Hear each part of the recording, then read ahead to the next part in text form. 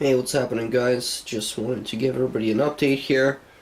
As you can see, I finally got a different recorder, so I've been using my Diamond VC500, and it's been doing okay. I've been getting some decent videos up with it recently, and I had it for a number of years, and I finally just recently started using this monster S-video cable with it, so I was able to get my videos from 240p up to 480i, and then I deinterlace it in Sony Vegas.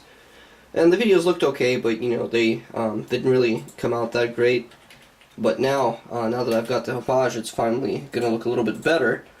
And just to give you guys an overview of my old setup, so I was using this Xbox Advanced AV Pack. So as you can see, it's got your regular composite inputs. So it's got video and audio RCA, this video input, and then it's got optical audio right there. So now my Hauppauge is actually the model 1512. It's not the gaming edition or the gaming edition plus, and basically there's not too much of a difference between the models as far as I know, but my version, which is the 1512, comes with an optical audio input.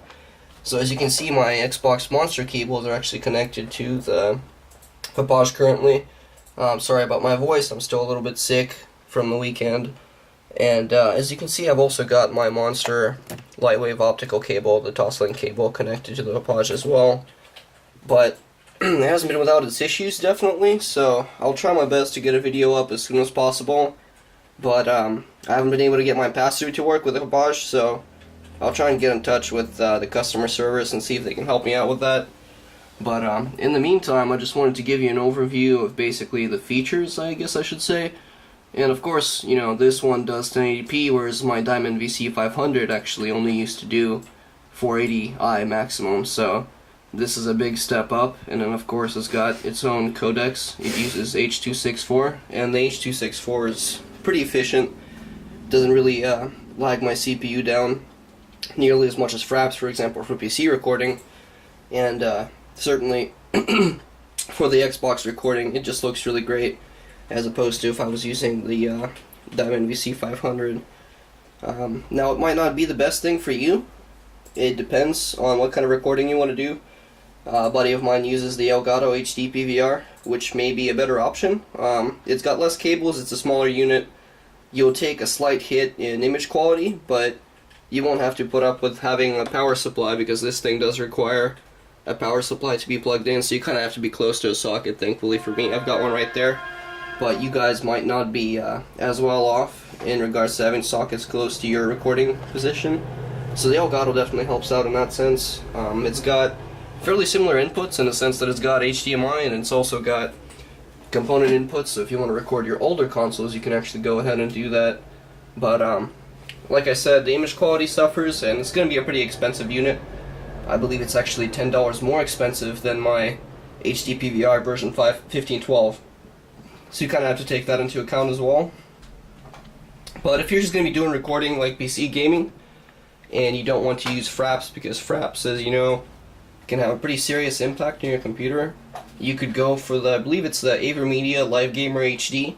The Live Gamer HD is actually a really nice choice because it's an internal capture card, and you'll be capturing stuff lag-free, but also if you want to record consoles, it's got HDMI in and HDMI out. It's got no lag pass-through, so it allows you to do that as well.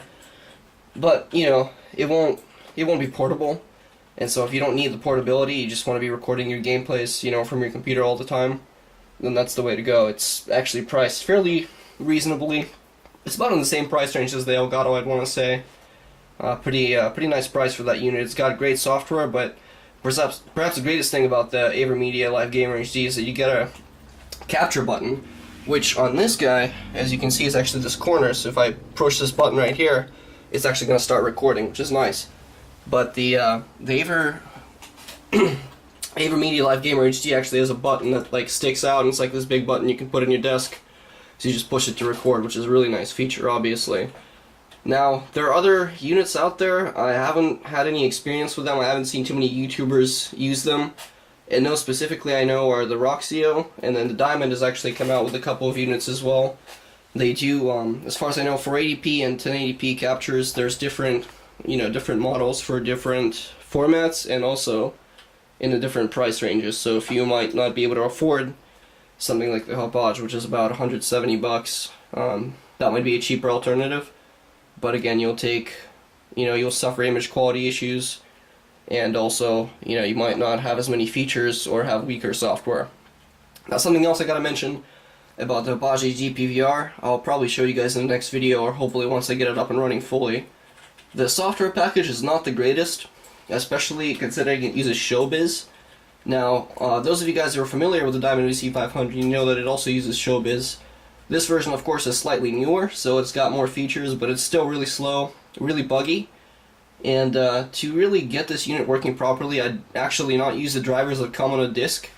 See if I can dig up the disc over here. So it comes with this little Hauppauge HD PVR installation disc, and it's got drivers on there, but I would actually go to their website and just search for the HD PVR 2 and get the drivers from there, because the recording software that now comes with the HD PVR, the latest version, is just significantly better. It's much less laggy, it's much more intuitive, and all the stuff that you need to access is right there, because you actually get more software in this package. Like, they have streaming options, and also for this particular model, the 1512, because it's supposed to be just like a PVR, meaning a personal video recorder, you could actually connect it to Windows TV, and I believe some people have connected it to Windows Media Center. I haven't gotten mine to work that way yet, but that's another feature you could use. Basically, you could record live TV using this PVR. So definitely check out and get the newer drivers, because you're going to be much better off. And I'll keep you guys updated, and hopefully once I get more videos up, you'll see them at much better quality. So thanks for tuning in again. This is Crazy Welder, and I'll talk to you guys soon. Bye.